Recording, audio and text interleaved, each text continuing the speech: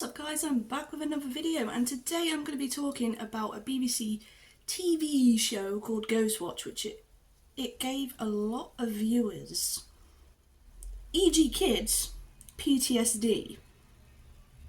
I asked my mum about this programme and she said it was really well done, and it was aired around Halloween in 1992. So let's get into it, shall we? Let's get into Ghostwatch. Ghostwatch left viewers so terrified that the BBC has never aired it again. This TV programme was broadcast on BBC and it was deemed to be the most terrifying thing that viewers have ever seen, and BBC has said it's never getting shown again. But now there is calls for it to be aired once more. So let's go into it. A TV show so scary it gave kids PTSD and hasn't been shown again in 30 years. Shocked viewers to the point where BBC has never aired it again.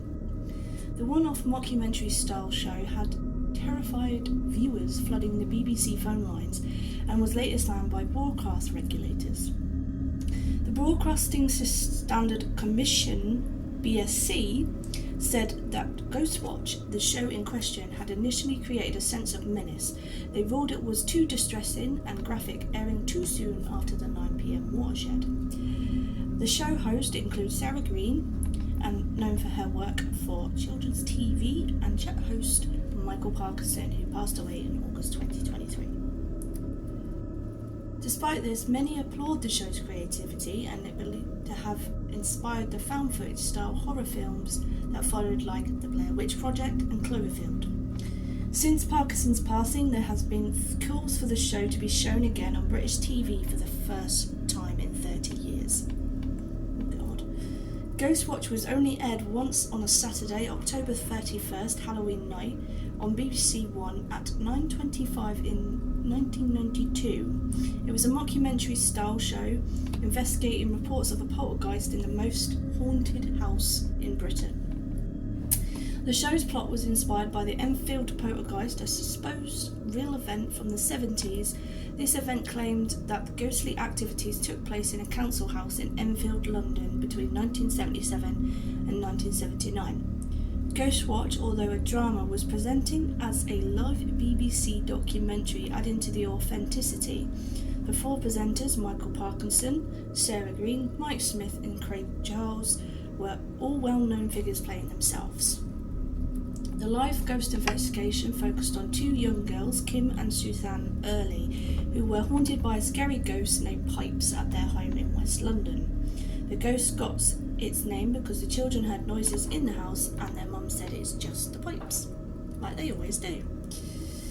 During the show, the viewers were asked to call in with their own ghost sightings on 081 811 8181, the standard number for BBC phone lines at the time. When people called up, they were greeted with a message telling them that the show was fiction. The BBC switchboard was overwhelmed by what was later estimated to be 1 million calls. So they were getting 1 million calls during the show. Oh dear. With only 5 operators on duty, most callers were met with an engaged line, which only fueled their belief that the show might even be real. At all age, viewers could quickly verify it was a hoax, but back then people's imaginations were allowed to run wild. Ghostwatch writer Stephen Volk has since spoken about the show. "You couldn't do what we did nowadays and get away with it," he told the Daily Record. "People would know in 30 seconds what was really going on." As the 90-minute show progressed, it was revealed that Pipes was the troubled ghost of a child molester named Raymond Tunstall. His menacing figure was subtly placed throughout the show, even in the studio. At first, the presenters were doubtful, but gradually they began to suspect it could be real. Oh dear. Scratch marks appeared on the girls' faces, strange noises were heard, and objects were seen moving on their own. The unsettling scenes in the child's bedrooms were reminiscent of the infamous photos from the Enfield poltergeist account. By the end of the show, a terrified Green is seen being dragged into a misty cupboard underneath the stairs by Pipe. Chaos breaks out as a wind howls through the studio and the lights go out, causing the staff to run away in fear. Smith's voice could be heard asking about his wife's safety, while Parkinson, only half visible on camera, starts singing a nursery rhyme before being taken over by a voice of pipes. After the show aired, viewers who were tricked by the hoax expressed their anger in large numbers. The BBC received around 30,000 complaints, including one allegedly from Parkinson's mum and a woman who claimed the show had triggered her labour. Oh dear. A vicar phoned in and complained that even though he realised it wasn't real, he thought the BBC had raised demonic forces, Volk told the BBC in 2017. It was partly that it scared people, but the complaints were actually more than that. The BBC had made them feel like mugs. People felt the BBC was something they could trust, and the programme had destroyed that trust. The show was banned for 10 years and has never been shown in full on British TV since. It's now only available on DVD, although it has been repeated by international TV stations. Over 11 million people watched the show. Oh my god. However, things took a tragic turn when it was blamed for the death of a teenager, Martin Denham. The 18-year-old lad who had learning difficulties tragically ended his own life after his parents claimed he was hypnotised and obsessed with Ghostwatch. However, the complaint was upheld by what is known as Ofcom. Simmons and Severia published a report in the British Medical Journal detailing cases of PTSD in two 10-year-old boys caused by Ghostwatch. One boy reportedly suffered from nightmares, fear of the dark and sleeping alone, fear of ghosts, intrusive thoughts and panic attacks for a year after watching the show. Originally, Ghostwatch was supposed to be a 6-part drama series about a paranormal investigator, but it was shortened into one episode after BBC didn't think it needed to be that long. The public's reaction has been likened to the mass hysteria caused by Orson Welles' War of the Worlds radio broadcast in 1938, where listeners were told aliens were invading Earth. I can remember that. Even though I wasn't born then, I've heard stories about that one. The public panic cause has since been downplayed, with the press at the time accusing of blowing the event's impact out of proportion, despite the fact the writer's credit was shown at the start of Ghostwatch and it was listed as a drama in Radio Times. People were convinced it was real. Wow, okay. The director of the show, Leslie Manning, told The Guardian in 2020, "I definitely didn't set out to cause mass hysteria, but I wasn't trying to make it look like a conventional BBC movie either. I thought the fact that it was a drama was obvious. It was trailed as such by the community announcer and it opened with a credit by. The Ghostwatch influence has only grown in 30 years since it was shown.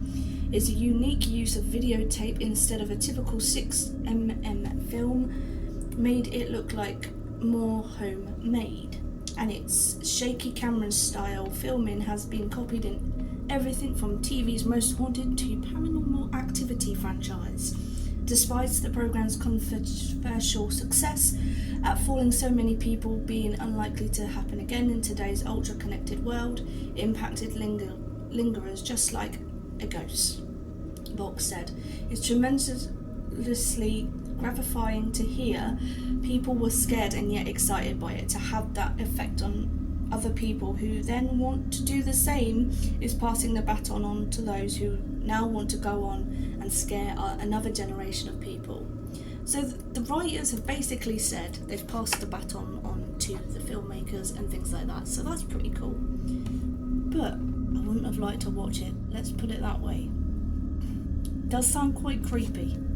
I have got a 2-minute 11 video clip which I'm going to react to in a bit of the Ghostwatch series, so be warned before we watch it. It is fan fiction, obviously a lot of us know that now, but let's go and watch it together, shall we? Here we go. Ghostwatch behind the curtain.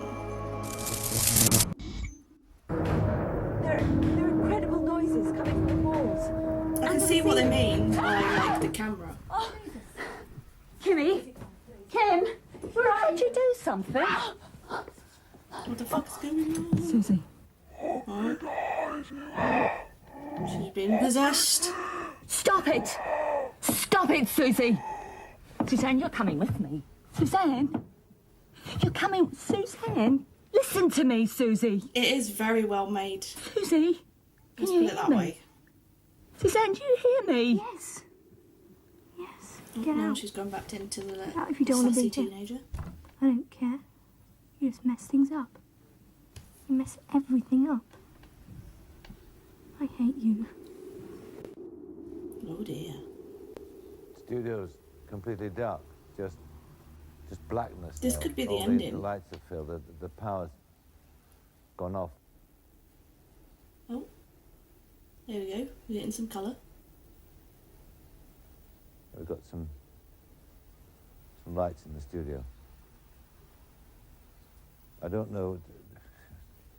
There's cameras, but I don't know which one's working. I mean, Yeah, this could be the ending. there are no cameras. What I mentioned earlier. I mean, it's difficult to know, even if anybody's still with us. But if they are, this is the scene in this studio, this totally deserted studio. So, autocue's working. Round and round the garden. Like Yes, a it is the teddy bear. ending.